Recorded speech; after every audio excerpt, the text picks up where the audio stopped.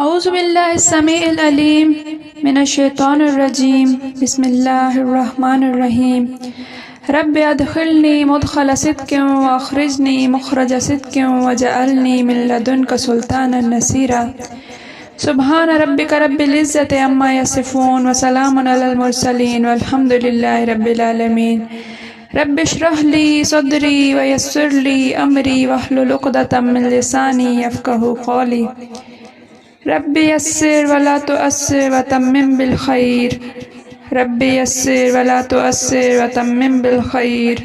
رب یسر ولا تعسر وتمم بالخیر۔ السلام علیکم ورحمۃ اللہ وبرکاتہ۔ الحمدللہ ہم سورہ بقرہ کی تفسیر کر رہے ہیں، جس کے ضمن میں ہم 5 آیتوں کا ترجمہ کر چکے ہیں، جس کے اندر ہم نے پڑھا کہ ایمان والوں کا ذکر تھا، ایمان والے جو غیب پر ایمان رکھتے ہیں، نماز قائم کرتے ہیں، زکوٰۃ دیتے ہیں، رسول اللہ صلی اللہ علیہ وسلم اور انبیاء سابقین پر جو کتب نازل ہوئی ہیں ان پر ایمان رکھتے ہیں، اور آخرت کا یقین کامل رکھتے ہیں۔ اب آگے جو ذکر آ رہا ہے وہ ہے کافروں کا ذکر۔ ہم ترجمے سے شروع کرتے ہیں۔ ان الذین کفروا سواء علیہم اانذرتہم ام لم تنذرہم لا یؤمنون۔ ان بے شک، ان جہاں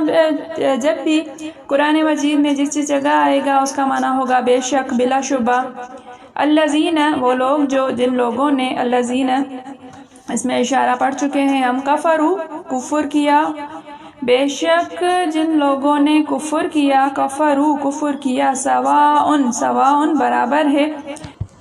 علیہم علی اور ہم، یہ 2 کلمات ملے ہوئے ہیں ان پر، انذرتہم خواہ ڈرائیں آپ ان کو، خواہ آپ انہیں ڈرائیں، ام یا لم نہیں یا نہ، تنذرہم انہیں ڈرائیں، آپ انہیں ڈرائیں یا انہیں نہ ڈرائیں، لا یؤمنون وہ ایمان نہیں لائیں گے۔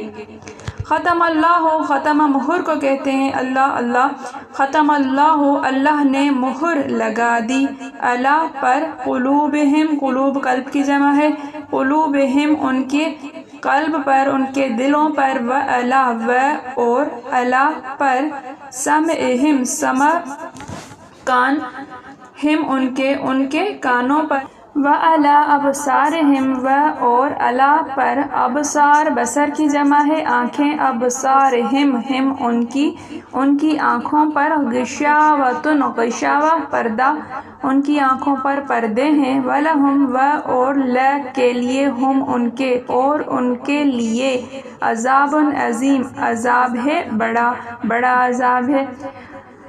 اللہ نے ان کے دلوں اور کانوں پر مہر لگا دی ہے، وَعَلَىٰ أَبْصَارِهِمْ غِشَاوَةٌ اور ان کی آنکھوں پر پردہ پڑا ہوا ہے، اور ان کے لیے بڑا عذاب تیار ہے۔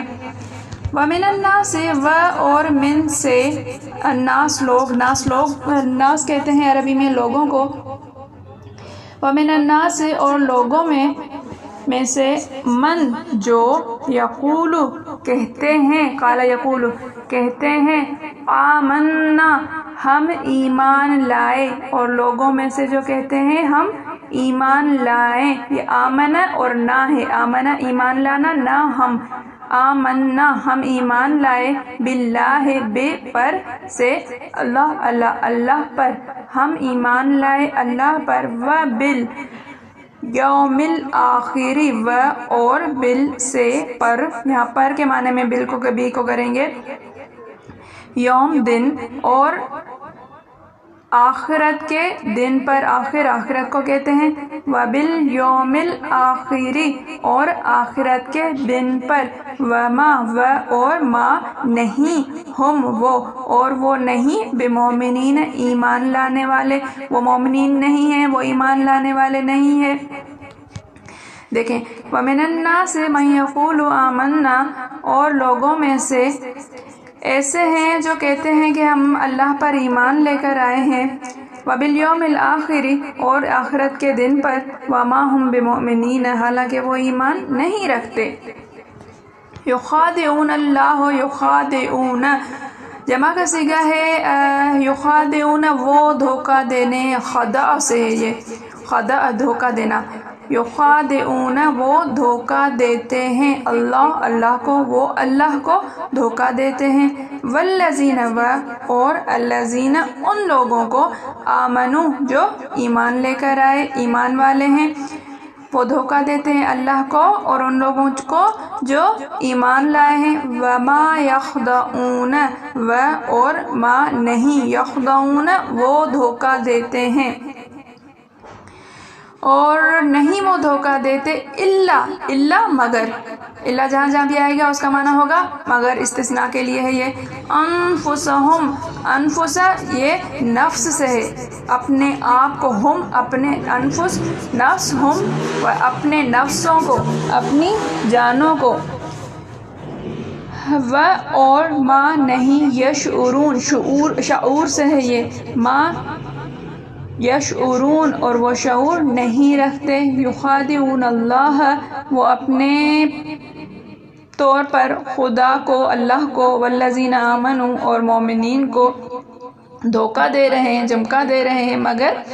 وما یخدعون حقیقت میں وہ اپنے دھوکہ نہیں دے رہے ہیں، الا انفسہم اپنے آپ کو، وما یشعرون اور وہ شعور نہیں رکھتے، وہ بے خبر ہیں۔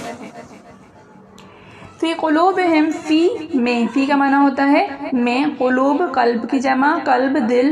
ہم ان کے دلوں میں، فی قلوبہم ان کے دلوں میں، مرض مرض ہے، بیماری ہے، فزاد پس پھر، اور فزاد زاد بڑھانا، زیادتی کرنا، فزاد پس بڑھا دیا، ہم ان کو، ان کے لیے، فزادہم اللہ اللہ نے ان کے لیے بڑھا دیا ہے، ان کو بڑھا دیا ہے، مرضاً بیماری میں، اللہ نے ان کو بیماری میں بڑھا دیا ہے، و اور کے لیے، ہم ان کے لیے، اور ان کے لیے، عذاب عذاب ہے، علیم دردناک، المناک، ان کے لیے المناک عذاب ہے، بما بے سے، ما جو سے، جو اس وجہ سے کہ، بوجہ اس کے جو، کانو تھے، ماضی کے لیے آتا ہے کانا یکون، کانو وہ تھے، یکذبون جھوٹ بولتے، کذب سے یہ، کذب جھوٹ، یکذبون جھوٹ بولتے، دیکھیں، فی قلوبہم مرض ان کے دلوں میں کفر کا مرض ہے، ان کے دلوں میں مرض ہے، فزادہم اللہ مرضا پس بڑھا دیا اللہ نے ان کا مرض، ان کی بیماری، وَلَهُمْ عَذَابٌ علیم اور ان کے لیے دردناک عذاب ہے، بما کانوا یکذبون اس وجہ سے کہ وہ جھوٹ بولتے تھے۔ ان 5 آیتوں کے ترجمے کے بعد ان کی تفسیر کی طرف چلتے ہیں۔ جیسے کہ پہلے 5 آیتوں میں ذکر ہوا ہے ایمان والوں کا، مومنین کا، ایمان والوں کی صفات کو بیان کیا گیا ہے، اب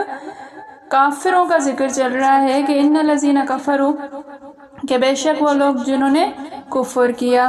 سواء علیہم اانذرتہم ام لم تنذرہم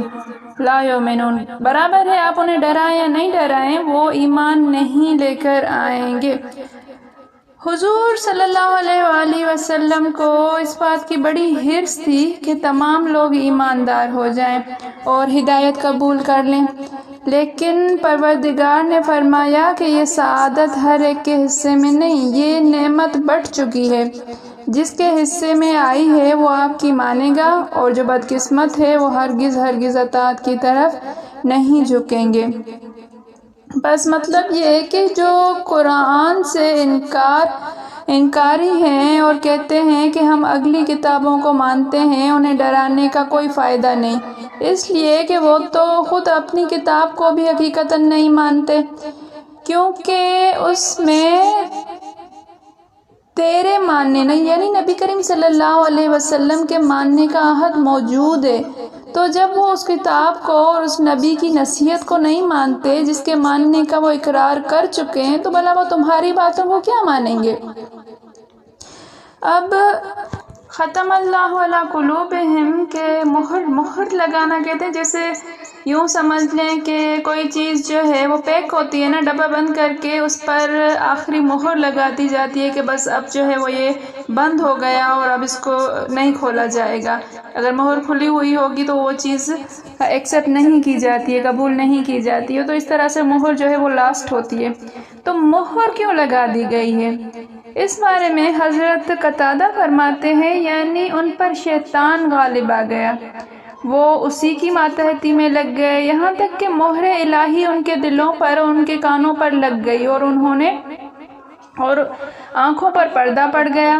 ہدایت کو نہ دیکھ سکتے ہیں، نہ سن سکتے ہیں، نہ سمجھ سکتے ہیں۔ یہاں پر حضرت مجاہد نے ایک مثال دے کر فرمایا ہے کہ حضرت مجاہد نے ایک مرتبہ اپنا ہاتھ دکھا کر کہا کہ دل ہتھیلی کی طرح ہے اور بندے کے گناہ کی وجہ سے وہ سمٹ جاتا ہے اور بند ہو جاتا ہے، اس طرح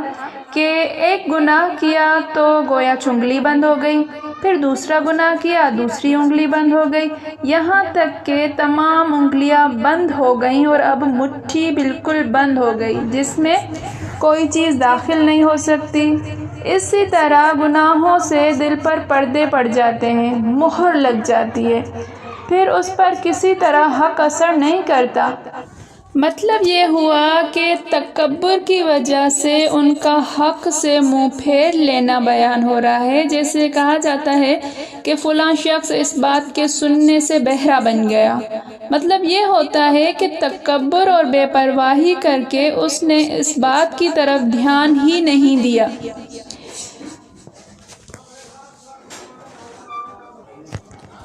قرطبی فرماتے ہیں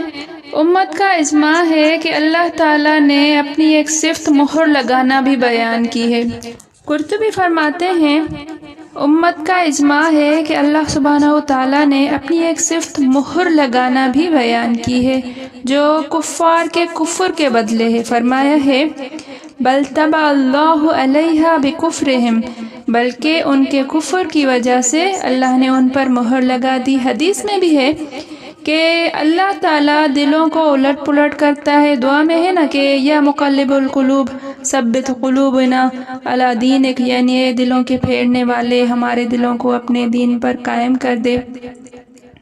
ایک حدیث میں رسول اللہ صلی اللہ علیہ وسلم نے فرمایا دلوں پر فتنے اس طرح پیش ہوتے ہیں جیسے ٹوٹے ہوئے بورے کا ایک ایک تنکا، جو دل انہیں قبول کر لیتا ہے اس میں سیاہ نقطہ ہو جاتا ہے، اور جس دل میں یہ فتنے اثر نہیں کرتے اس میں ایک سفید نقطہ ہو جاتا ہے، جس کی سفیدی بڑھتے بڑھتے بالکل صاف سفید ہو کر سارے دل کو منور کر دیتی ہے، پھر اسے کبھی کوئی فتنہ نقصان نہیں پہنچا سکتا۔ اسی طرح دوسرے دل کی سیاہی جو حق قبول نہیں کرتا پھیلتی جاتی ہے یہاں تک کہ سارا دل سیاہ ہو جاتا ہے، اب وہ الٹے کوزے کی طرح ہو جاتا ہے، نہ اچھی بات اسے اچھی لگتی ہے اور نہ برائی بری معلوم ہوتی ہے۔ ان منافقین میں مکی مہاجر ایک بھی نہیں تھا۔ حضرت عبداللہ بن عباس فرماتے ہیں کہ یہ منافق اوس اور خزرج کے قبیلوں میں سے تھے اور یہودی بھی جو ان کے طریقے پر تھے۔ قبیلہ اوس اور خزرج کے نفاق کا ان آیتوں میں ذکر ہوا ہے۔ اب آگے دیکھیں یخادعون اللہ والذین آمنوا، وہ دھوکہ دیتے ہیں اللہ کو اور ان لوگوں کو جو ایمان لے کر آئے۔ اب یہ منافق دھوکہ کیسے دیں گے؟ تو جواباً کہا جائے گا کہ اس طرح کی بات کرنے والے کو بھی جو کسی خطرے سے بچنا چاہتا ہے عربی زبان میں مخادع کہا جاتا ہے، چونکہ منافق بھی قتل کے اور دنیاوی عذابوں سے محفوظ رہنے کے لیے یہ چال چلتے ہیں اور باطن کے خلاف ظاہری الفاظ کہتے ہیں، اس لیے انہیں دھوکے باز کہا گیا۔ ان کا یہ فعل چاہے کسی کو دنیا میں دھوکہ دے بھی دے، لیکن در حقیقت وہ خود اپنے آپ کو دھوکہ دے رہے ہیں، کیونکہ وہ اسی میں اپنی بھلائی اور کامیابی سمجھ رہے ہیں۔ اصل میں یہ سب ان کے لیے انتہائی برا عذاب اور غضب الہی ہوگا جس کی وہ سہنے کی طاقت نہیں رکھیں گے،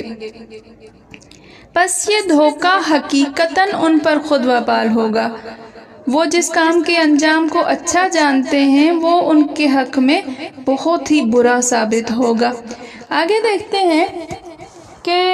فی قلوبہم مرض، تو ان کے دل میں بیماری ہے۔ تو بیماری سے یہاں پہ مراد جو ہے وہ کوئی جسمانی بیماری نہیں، بلکہ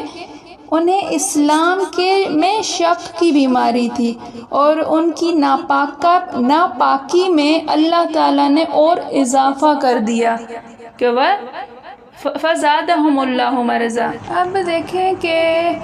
منافقین کے بارے میں اللہ تعالیٰ نے نبی کریم صلی اللہ علیہ وآلہ وسلم کو خبر دے دی تھی، ان کا علم تھا، ان کی خصلتیں، ان کی صفتیں جو ہیں وہ بتا دی گئی تھیں، لیکن یہ تھا کہ نبی کریم صلی اللہ علیہ وسلم نے کھل کر ان سے جنگ نہیں کی، کچھ مصلحت جو ہے وہ آئی تھی، ورنہ نبی کریم صلی اللہ علیہ وسلم جانتے تھے، نبی کریم صلی اللہ علیہ وسلم ان کو ناموں سے بھی جانتے تھے۔ آگے جو ہے وہ منافقین کے بارے میں انشاءاللہ ہم تفصیل سے بات کریں گے، یہاں تک جو ہے ہماری تفسیر مکمل ہوتی ہے۔ الحمدللہ آج 10 آیتوں کا ترجمہ ہم نے مکمل کر لیا ہے، 5 آیتیں ہماری آج کی کلاس میں ہوئی ہیں انشاءاللہ۔ اللہ سے امید ہے کہ اس کو جاری رکھنے کی توفیق عطا فرمائے، اللہ سے یہ دعا ہے ہماری، اللہ تعالیٰ قبول فرمائے ہمارا پڑھنا،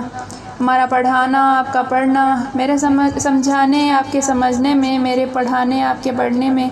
کوئی غلطی ہو گئی ہو، کوئی خطا، کوئی چوک، تو میں اللہ کے حضور میں توبہ کرتی ہوں اور معافی کی خواستگار ہوں۔ اللہ تعالیٰ آپ سب کا حامی و ناصر ہو۔